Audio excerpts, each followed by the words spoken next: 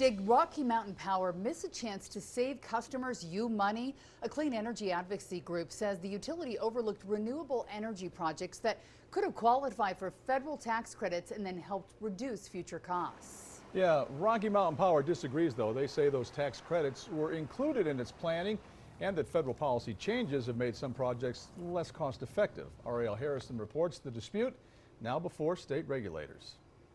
How should Utah power its future? That is the question one Utah Clean Energy Group is asking when it comes to Rocky Mountain Power's long-term energy plan and potential costs, not just in terms of reliability, but to your wallet. It's not one small price increase, it's the price increase of everything across the board.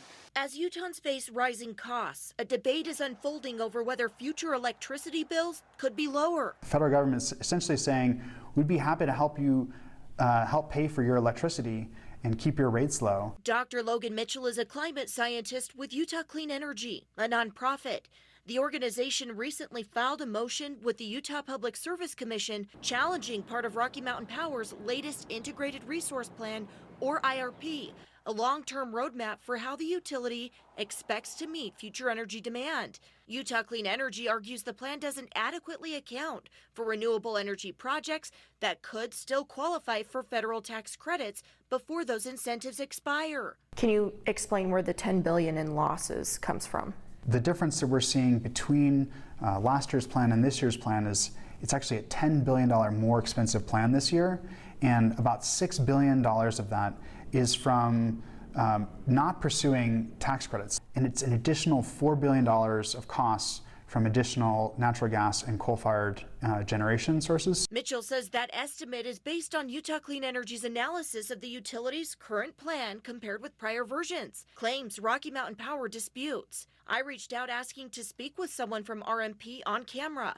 While a spokesman wasn't available to speak in person, they sent written responses to my questions. I asked whether federal tax credit options were taken into account.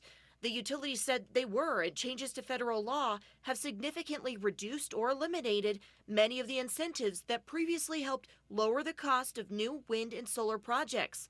I also asked about fewer renewable energy projects than in previous planning. The company said changes to federal policy altered the economics of new wind and solar development, and the plan still includes thousands of megawatts of wind and solar resources through 2045. But Mitchell argues some projects already in development could still qualify. You're saying there's still time to do this? And there's still time to do it. And we have a really golden opportunity. As a customer, do you expect that they're going to take the best course of action to hopefully save you the most money possible? And generally, I think so. They also, if they're publicly held, they have a lot of shareholders that they have to please. You know, if they go out of business, they don't do anybody any good. Now, the Public Service Commission ultimately determines whether additional review of the utility's IRP is warranted. Rocky Mountain Power does tell me it has evaluated available projects and has not identified any that would provide additional customer savings beyond those already identified in its current planning. The utility, though, does tell me it remains open to reviewing competitive project proposals. Reporting from Rocky Mountain Power, Ariel Harrison, KUTV 2 News.